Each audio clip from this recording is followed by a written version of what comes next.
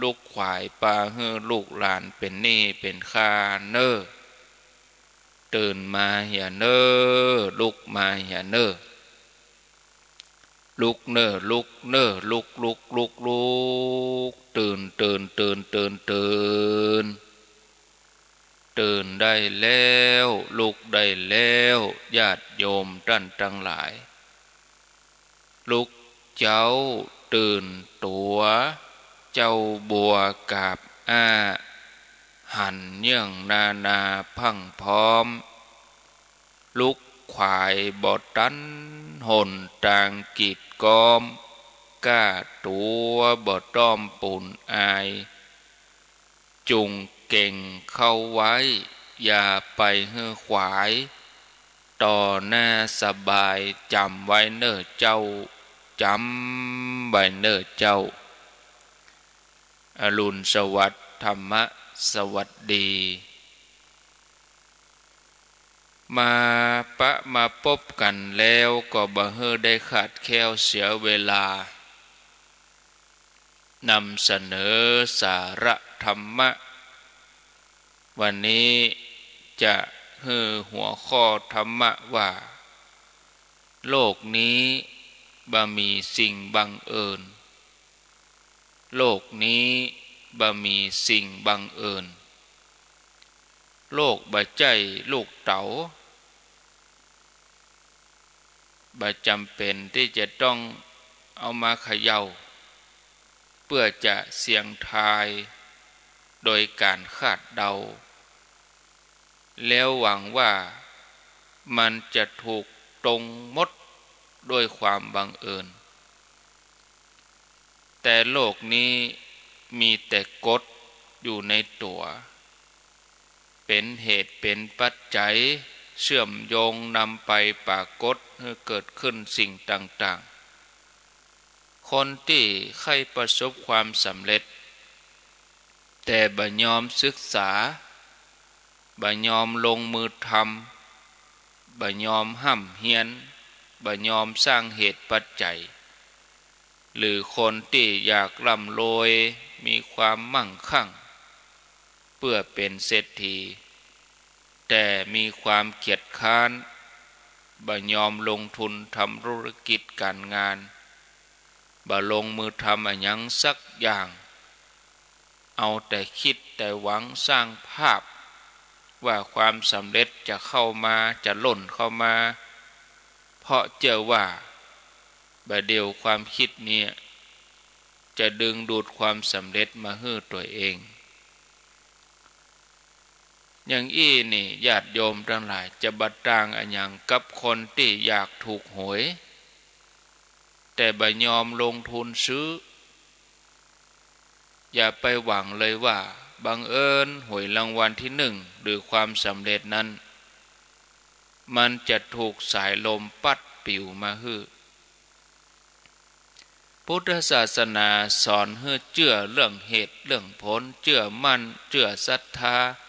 ในการกระทำของตัวเองเพราะทุกอย่างล้วนมีเงื่อนไขมีเหตุมีปัจจัยให้เกิดขึ้นถ้าเงื่อนไขตรงสิ่งนั้นก็ย่อมเกิดขึ้นดังที่พุทธองค์ทรงตรัสว่าเพราะสิ่งนี้มีสิ่งนั้นจึงมีเฮาทั้งหลายอยากมีความมั่งคั่งเฮาก็จะต้องรู้จักความเสียสละรู้จักการแบ่งปันเสียสละออกไปนั่นคือทานเพื่อสร้างเหตุปัจจัยของความมั่งคั่งเฮาใครมีรูปร่างหน้าตาสวยงามเป็นที่ชวนมองเฮาก็จะต้องรู้จักรักษาศีล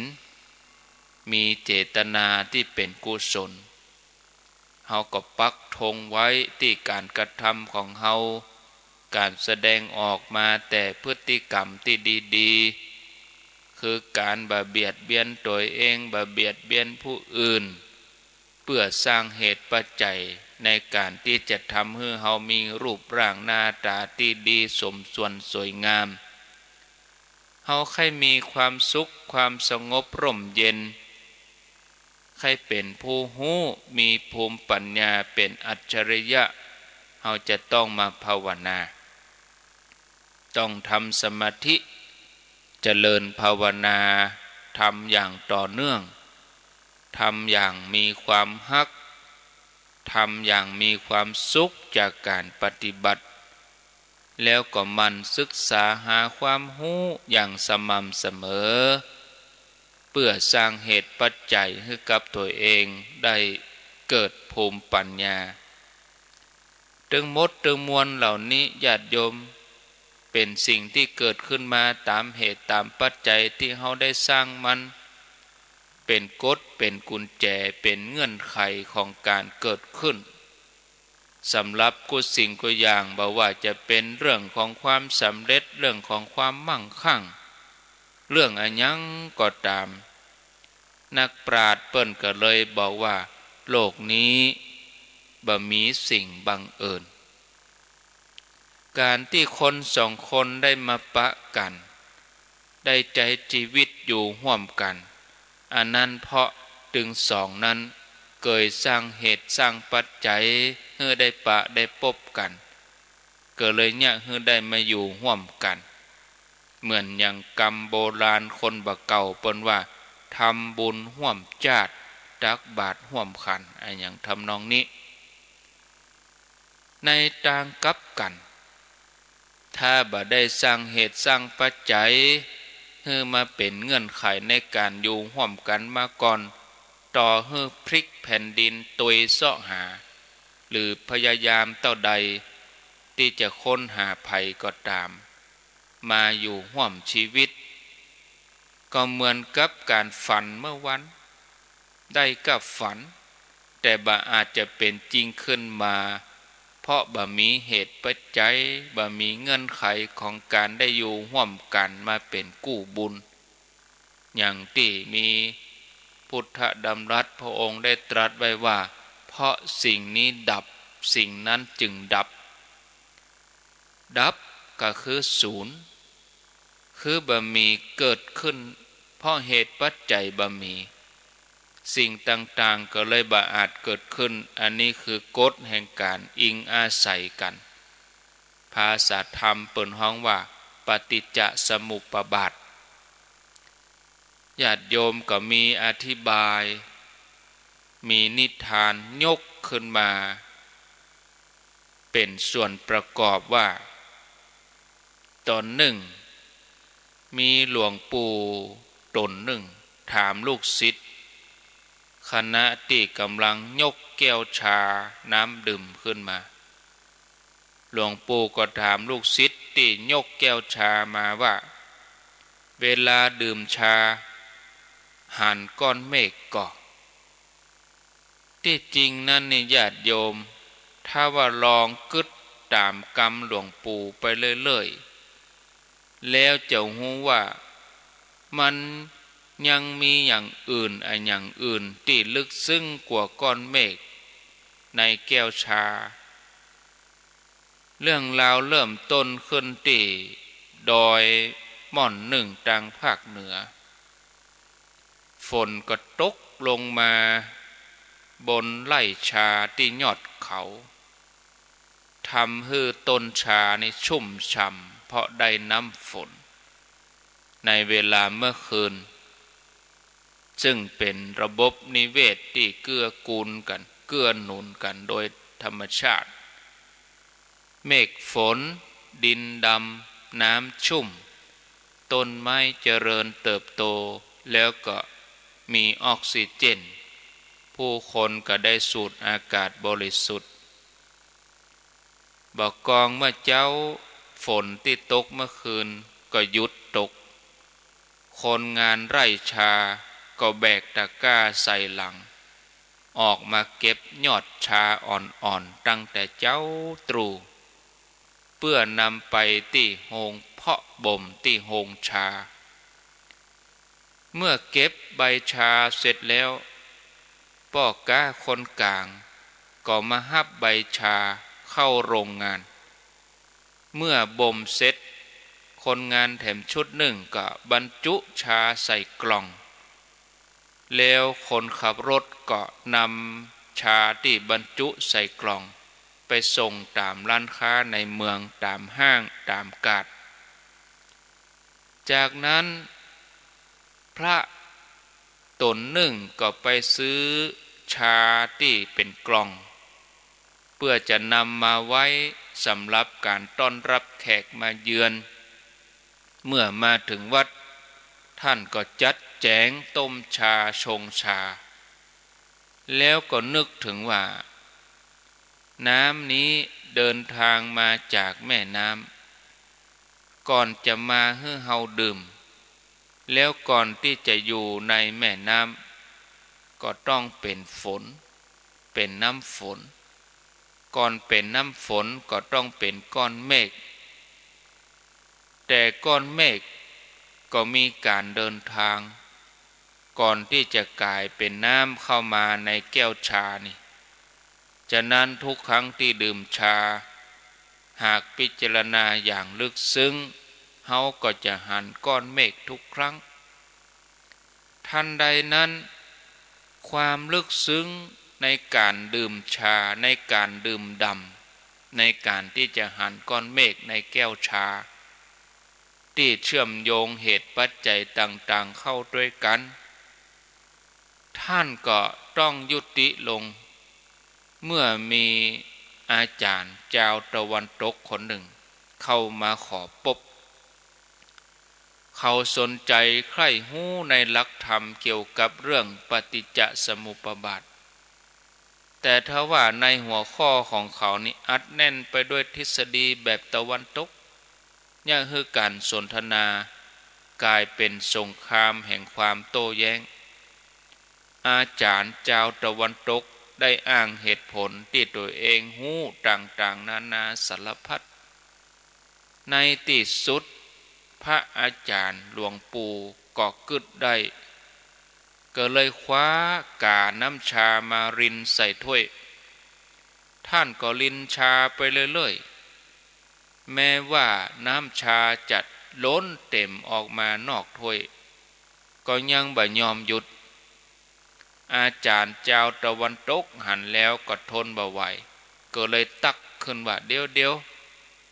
หลวงปู่พระคุณเจ้าหยุดรินชาได้แล้วบาหันกะชามันล้นถ้วย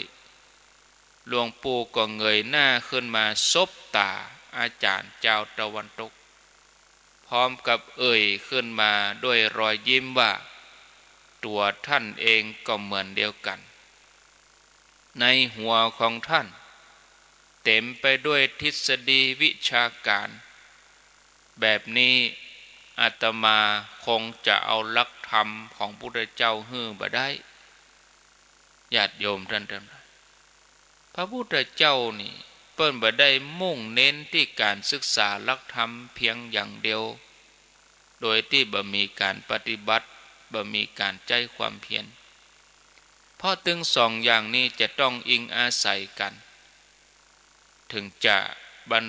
ดาลให้สำลิดผลเกิดขึ้นโดยที่จะต้องมีความเพียรมีวิริยะเป็นตัวแปรแล้วก็จะต้องเพียรพยายามประพฤติปฏิบัติที่ในประเทศอเมริกาเปิ้นมีการวิจัยมีการทดลองโดยการตั้งโจทย์คำถามที่ท้าทายว่าใครจะประสบความสำเร็จแล้วเนี่ยอย่างนะคณะทีมวิจัยพยายามที่จะพยากรณ์ว่า100 คนใน100 คนคนใดจะยังอยู่ฝึกต่อนะแล้วไผจะลาออกนอกจากนี้ก็ยังไปยืนเวทีการแข่งขันสะกดกรรมยังทำการศึกษาคุณครูมือใหม่แล้วก็ได้ร่วมมือกับบริษัทเอกชนโดยคำถามทำนองเดียวกันนะว่าพนักงานขายคนใดเซลล์คนไหนจะยังคงรักษางานไว้ได้ แล้วไผจะเป็นผู้ที่ทำรายได้สูงสุดในบริษัทนี้จากสิ่งแวดล้อมบริบทที่แตกต่างกันนี่ก็พบว่ามีคุณสมบัติหนึ่งที่โดดเด่นขึ้นมาที่จะช่วยพยากรณ์ความสำเร็จให้ชัดเจนนักขึ้น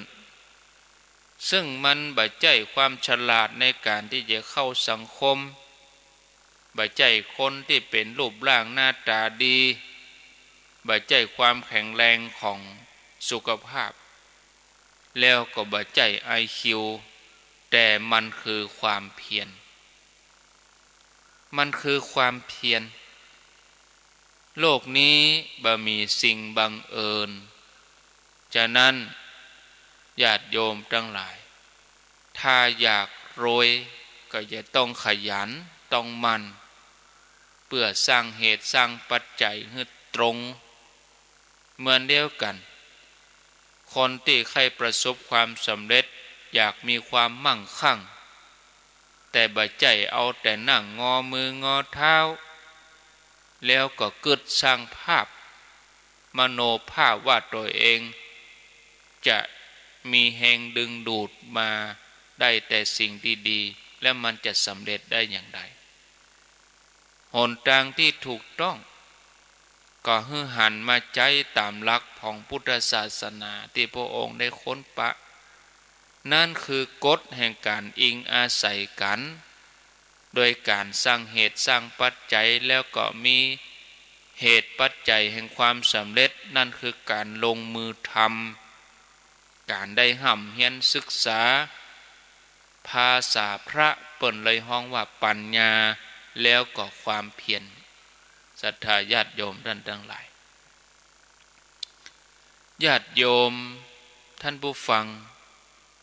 ในอากาศที่เป็นอยู่ในปัจจุบันเนี่ย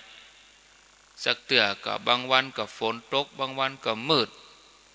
บางวันก็ครึ้มฟ้าครึ้มฝนตลอดบางวันก็ร้อนนะ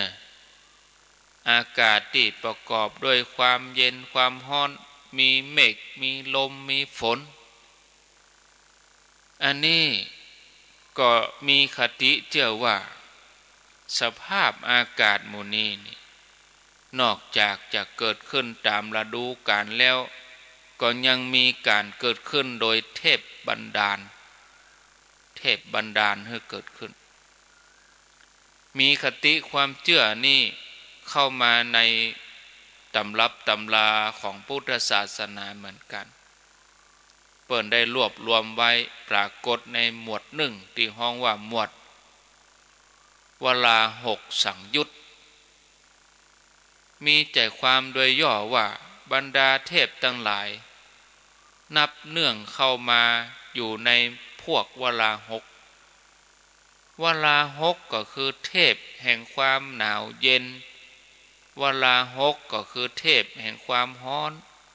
วลาหกก็คือเทพแห่งหมอกควันเทพแห่งลมวลาหกเทพแห่งฝนเหตุที่จะให้เกิดสิ่งเหล่านี้ได้เหตุที่จะไปเกิดเป็นเทพหมู่นี้นี่คือจะต้องประพฤติสุจริตตั้งกายวาจาใจแล้วก็ตั้งความปรารถนาจะไปเกิดเพราะว่าชอบใจว่าหมู่ที่เป็นเทพหมู่เนี้ยจะมีอายุยืนมีวรรณะงดงามมีความสุขตามที่ได้ยินได้ฟังมาบาดเจ้าแต่นั้นก็ได้ฮือตานต่างๆแล้วก็เหตุที่เนี่ยฮือมีหนาวมีเย็นในบางเตื้อมีฮ้อนบางเตื้อมีหมอกบางเตื้อ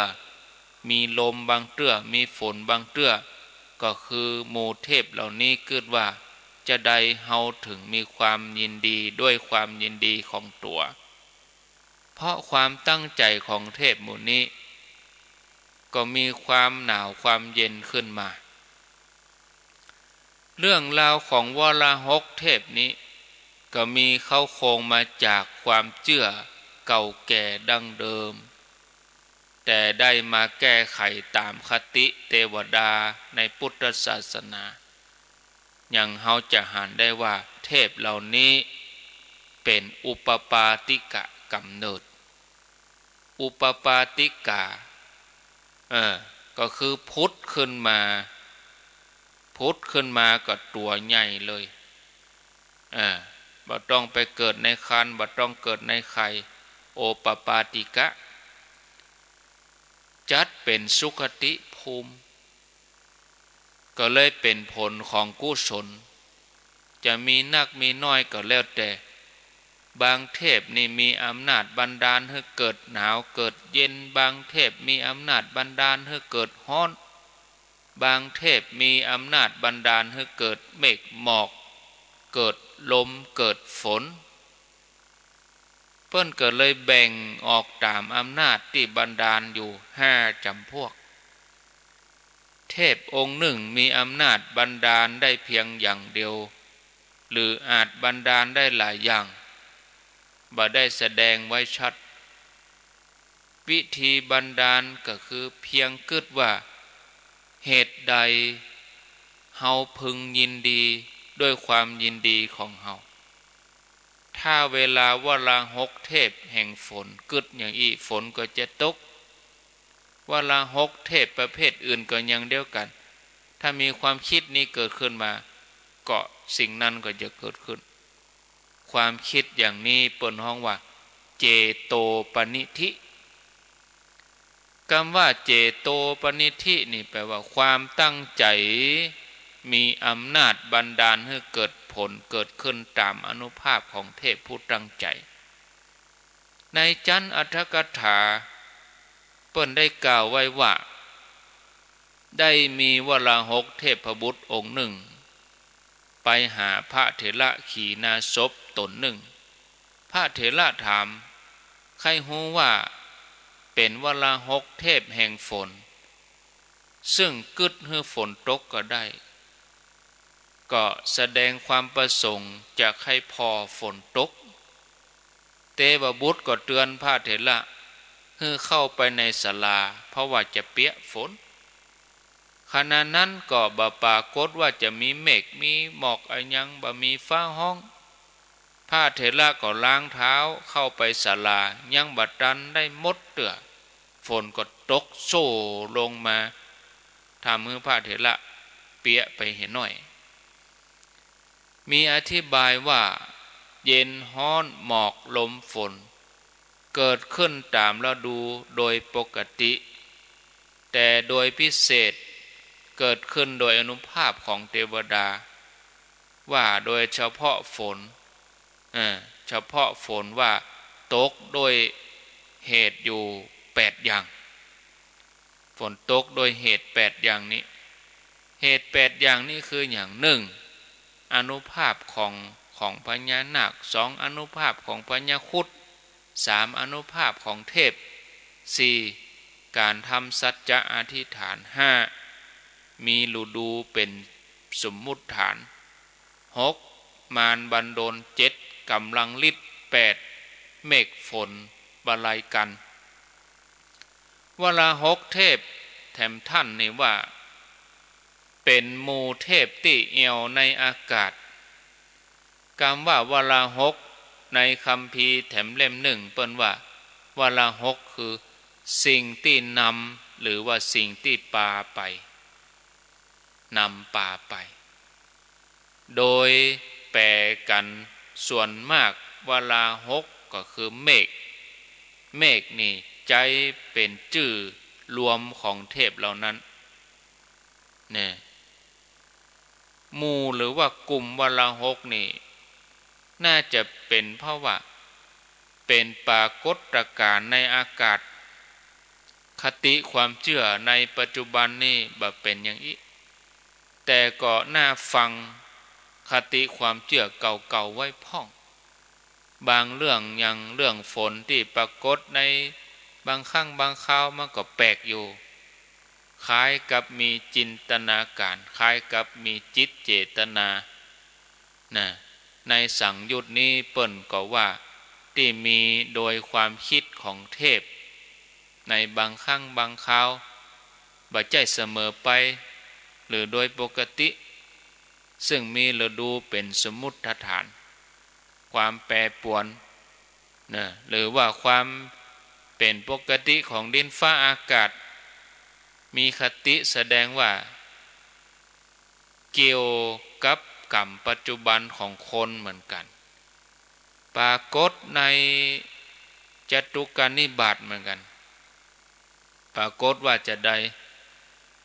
ในสมัยเมื่อพญาเจ้าเมืองคือจันทร์ปกครองสูงสุดบ่ได้ตั้งอยู่ในธรรมผู้ประกอบราชกิจตั้งหลายพราหมณ์ผู้เป็นคฤหบดีตั้งหลายเจ้านิคมคามชนบททั้งหลายบ่ได้ตั้งอยู่ในธรรมเมื่อหมู่มนุษย์อย่างที่ว่ามาบ่ได้ตั้งอยู่ในธรรมจันทร์อาทิตย์ดาวนักษัตริย์คืนวันเดือนปีเกิงเดือนฤดูปีลมต่างๆก็ผิดเพี้ยนปกติธรรมชาติก็วิปริตผิดติผิดต่างผิดปกติยังเกิดลมปัดผิดติผิดต่างผิดฤดูปัดต้นไม้หักโค่นเทวดาเดือดร้อนฝนก็บ่ตกมาก็น้ำไหลตกมาไหลเนี่ยบางเตื้อก็แล้งเข้ากล้าออกมาก็เมล็ดผิดปกติหมู่มนุษย์กินข้าวบดีก็มีอายุสั้นผิวพรรณเศร้าหมองถอยกำลังไปแต่เมื่อใดพญาเจ้าเมืองทั้งหลายตั้งอยู่ในธรรมประกอบราชกิจพราหมณ์ก็ดีคฤหบดีเจ้าบ้านนิคมคามก็ดีทั้งหลายตั้งอยู่ในธรรมจันทร์อาทิตย์คืนวันเดือนเกิงเดือนฤดูปีลมต่างๆก็เป็นไปตามปกติวิถีตั้งแห่งลมก็เป็นไปตามปกติสม่ำเสมอเทวดาทั้งหลายบ่เดือดร้อนฝนก็ตกต้องตามฤดูกาลข้าวกล้าออกมาผลผลิตก็ดีเมื่อหมู่มนุษย์บริโภคข้าวดีก็มีอายุยืนผิวพรรณผ่องใสมีกำลังไร้โรคในฉันทาคาถามีบทลงท้ายว่าถ้าเมื่อโคทั้งหลายเข้าไปอยู่โคผู้เป็นหัวหน้าฝูงเดินไปต่างคดโคทั้งหมดก็เดินไปต่างคดในเมื่อโคผู้นำฝูงเดินคดในหมู่มนุษย์ก็ฉันใดฉันนั้นผู้ที่ได้รับการยกย่องให้เป็นหัวหน้าถ้าประพฤติผิดคนทั้งหลายก็ประพฤติผิดย่อมตกอยู่ในสภาพความเป็นทุกข์ถ้าผู้ปกครองบ่ได้ตั้งอยู่ในธรรมถ้าเมื่อโคทั้งหลายข้ามไปอยู่โคผู้เป็นหัวหน้าฝูงเดินไปตรงโคตึงมดก็ย่อมเดินตรงในเมื่อโคเป็นหัวหน้าฝูงเดินตรงในหมู่มนุษย์ก็ฉันใดฉันนั้นผู้ที่ได้รับการยกย่องว่าเป็นหัวหน้าผู้ปกครองถ้าประพฤติธรรมประชาชนทั้งหลายก็ประพฤติธรรมปฏิบัติตามชาวประชารัฐตึงหมดก็ย่อมอยู่ผาสุขบาลีจตุกานิบาตที่ได้ยกข้อความนี้มากล่าวก็แสดงคติทางพุทธศาสนาว่าบ่ได้ค้านคติความเชื่อเก่าๆคติที่ปอยกเข้ามาประกอบเพื่อประกอบธรรมผู้ที่ประสงค์จะพิจารณามรุนก็พิจารณาโดยกล่าวแบ่งแยกแยะพิจารณาศรัทธาญาติโยมท่านทั้งหลายอันนี้ก็เป็นตัวอย่างได้ยกขึ้นมา ศรัทธาญาติโยมทั้งหลายได้ฟังเอาแล้วพอเวลาก็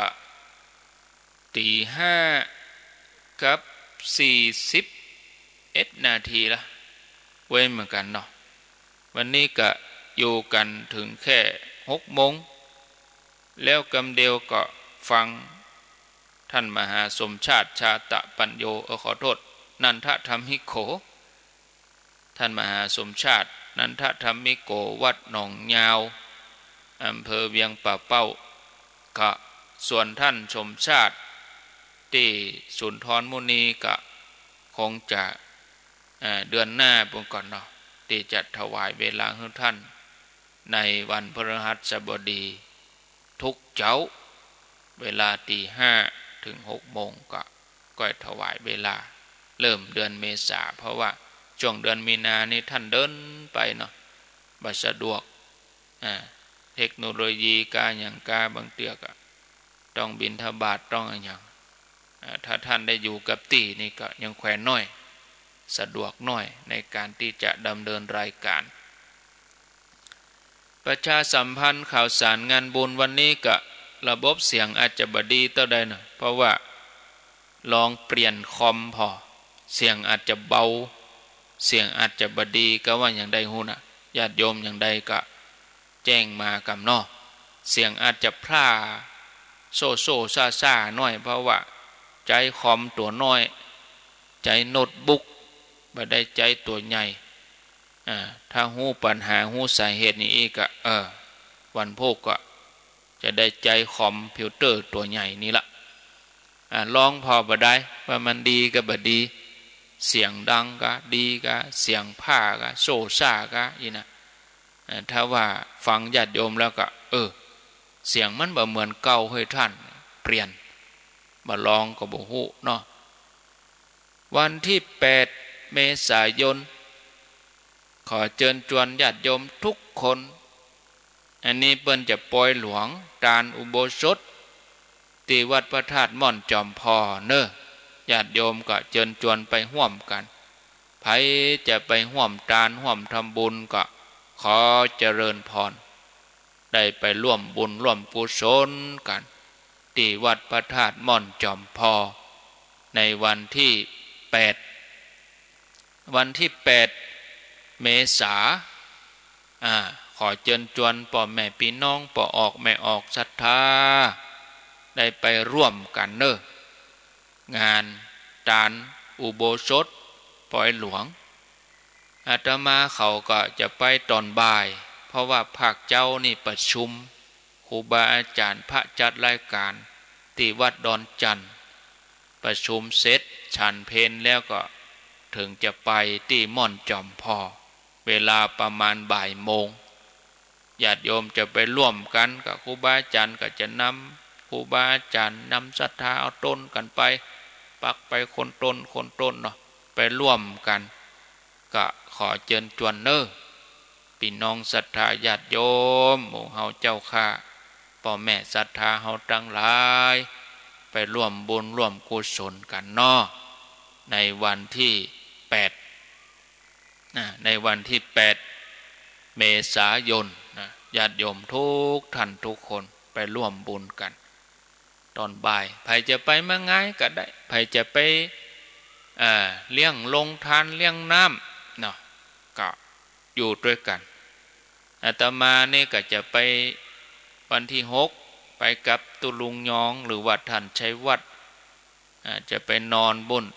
6 7 8ไปช่วยงานหลวงปู่พระครูปฏิภาณธรรมทินความจริงก็บ่ได้ไปช่วยอย่างเปิ้นนั่งก็ได้ไปยกโต๊ะยกอย่างกับไปเป็นกำลังใจงานเปิ้นมีเฮาไปเฮาก็ไปเป็นพระลูกวัดเปิ้นไปกวดไปเพี้ยวไปเจ็ดไปถูทำนั่นนำนี่ก็แบ่งเบาภาระธุระอันที่หนักมันก็จะเป็นเบานะครูบาอาจารย์ตั้งดอยสะเก็ดนี่เบิ่งก็จะไปตั้งแต่วันที่4ละ4 5 6 7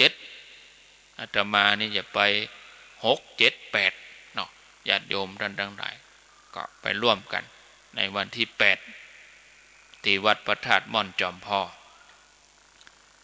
จากนั้นไปก็เดือนเมษายนก็วันที่12เมษายนนี่ก็งานวันกตัญญูหลวงปู่ครูบาอินโทที่วัดใหม่หนองหอย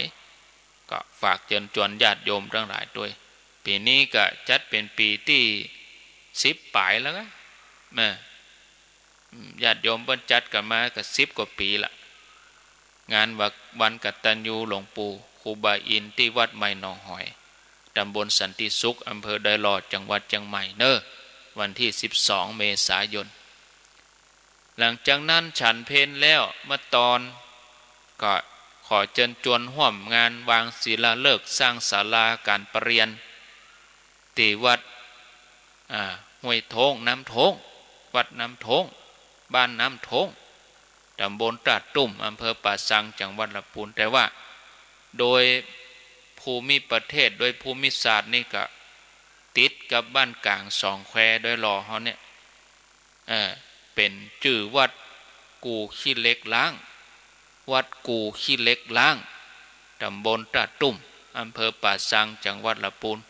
อยู่ลายน้ำกันนี่ลายไปจังปุ้นก็เป็นบ้านป่าปอตราดตุ่มเป็นบ้านพระเจ้าหูญานแล้วแถมลายหนึ่งก็เป็นบ้านโถงหรือว่าวัดกูขี้เล็กล้างเพิ่นจะฟื้นฟูสร้างเป็นวัดเป็นวาอย่างขึ้นมาก็วันที่12เวลาบ่าย2 โมงนะก็เชิญชวนญาติโยมจากนั้นก็งานที่วัดใหม่พัฒนาตำบลยางคามก็13 14 15เหมือนจะมีว่าวันที่15นี่เปิ้นจะยกยอดชัดถวายต้านเจดีย์แล้วก็ฉลองสมโภชองค์พระพุทธรูปจะได้นั่นรายละเอียดก็จะได้เอามาอ่านมาอู้ให้ฟังแถมกรรมเนาะญาติโยมท่านทั้งหลายวัดใหม่พัฒนาวัดท่านพระครูสัทธาพรพัฒนรังสีตำบลยางคามอำเภอดอยหลอดจังหวัดเชียงใหม่ความจริงแล้วการงานวัดวาอื่นๆก็มีนักมีหลายนะแต่อาตมาบ่มีข้อมูลก็เล่มได้มาอ่านมาอู้เนาะญาติโยมท่านทั้งหลายก็ต้องขออภัยด้วยก็ฟังฉันใช้วัดหรือวัดตุลุงยองหั่นน่ะแต่ละวัดเปิ่นจึงมีงานหลายๆวัดเนาะบอกว่างานพระราชทานเพลิงศพงานประชุมเพลิงศพครูบาสังฆะหลายงาน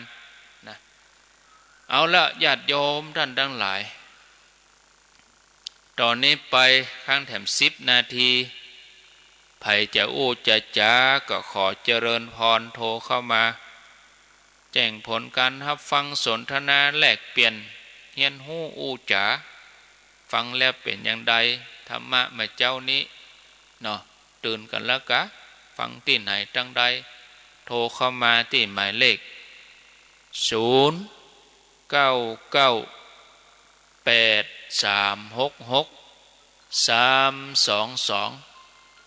0998366322เจริญพ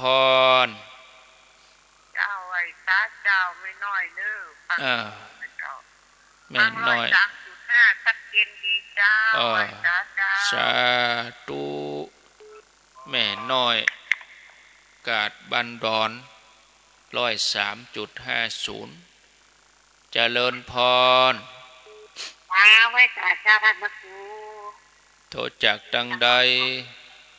กก1กกาดก้อมอีเนาะเจ้า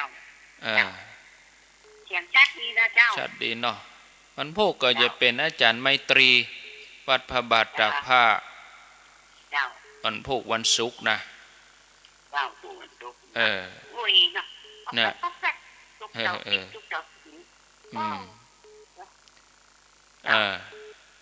ฟังเด้อโมทนาสาธุวันพัดก็บางทีก็อาจารย์สมเพชรเพิ่นก็คืนเวลาก็เฮือตุลุงยองเพิ่นจัดรายการไปตี 3 ถึงตี 5เจริญพรนมัสการเจ้าท่านพระครูเจ้า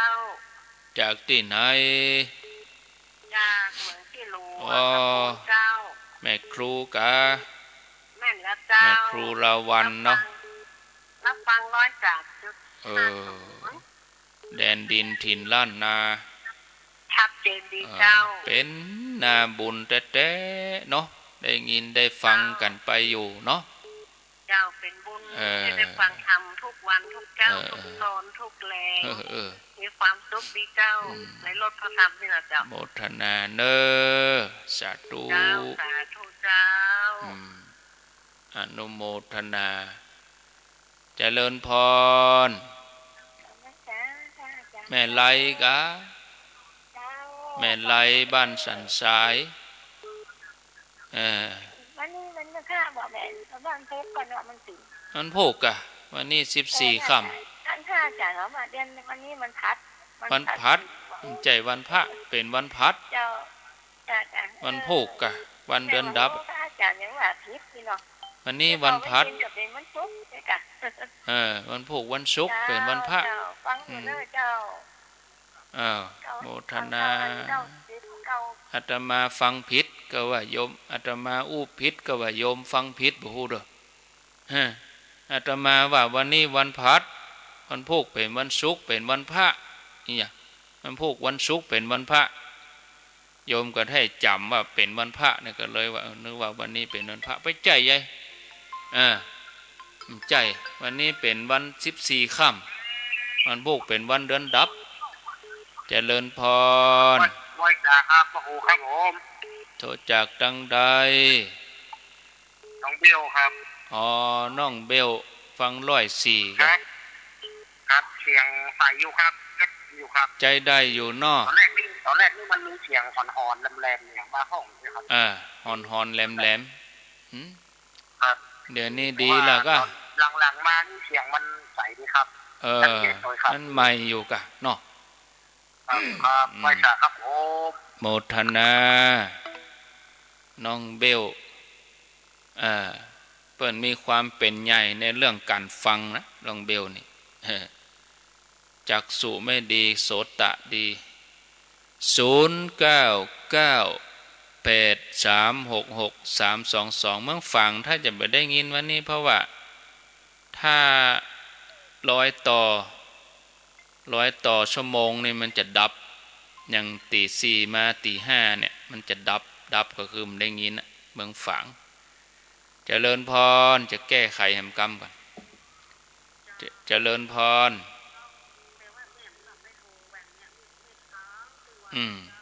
ฟังอยู่ที่ไหน แวงเจ้า อ๋อไม่วางหัวฝ่ายกะ เป็นละเจ้าฟังเป็นประจำนะเจ้า แม่แดงกะ แม่นละเจ้า เมินลำได้ยินเนาะ เจ้าทำได้โทรเจ้า ลำได้โทรแต่ฟังตลอด เจ้าชัดเจนดีเจ้าเนี่ย ดีเนอ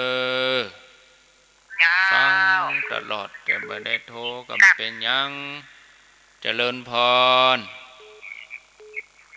ไม่แก่เจ้า โทรจากดังใด แม่พัดแต่ใกล้เหนือเด้อ ผาใต้เหนือ กูคือน่ะตัวลุง ไม่เจ้ากะวันนี้ฟังกูเจ้าอีกะ ฟังกูเจ้าเด้อ ไปใจฟังกูคืนอย่างเตื้อมันแจ้งแล้วหรอ เจ้าแล้วหรอ แต่ผิดแต่หมายกันลุง ว่าผิดเจ้า โมทนา